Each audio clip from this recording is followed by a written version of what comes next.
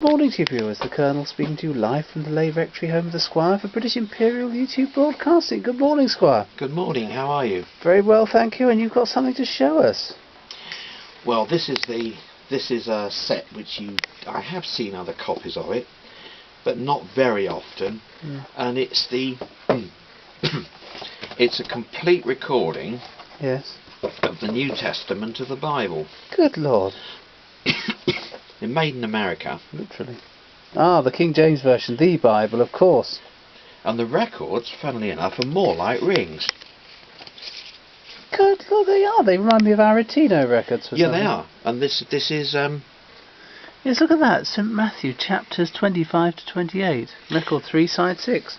And these run at 16. Right. 16 RPM. I don't know if they're for the blind. I think they'd be braille, wouldn't they? So I think they. No, I don't think these are for. I don't think these are for the blind. But obviously, it's just one of the sort of weird and wonderful things that turn up. I've got to get somebody to make me an adapter to do that.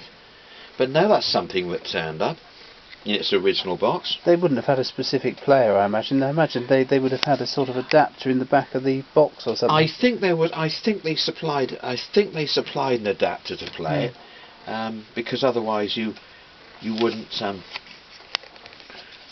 be able to see. In America though, they seem to go for various large centre records. Because see the 45.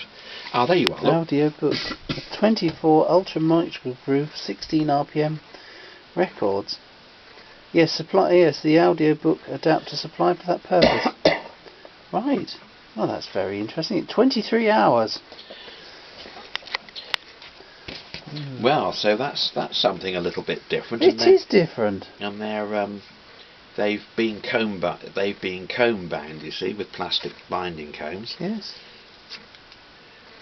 All they're complete. Goodness me. HMV did do a set of the Bible of the Old Testament. Ah. And that was a big stack of LPs like that. Yes. I saw a set once, but they wanted too much money for it. And I think they had very well-known actors taking part in that set.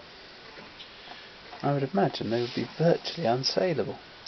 Well, I suppose religious institutions, colleges might have had them in a college library or something like that. I suppose so. But as a project, I know the gramophone company in the 50s made a set of LPs, because I have seen them in a big album, and I think they're about, I can't remember how many records they are. It's a huge set of records. Amazing.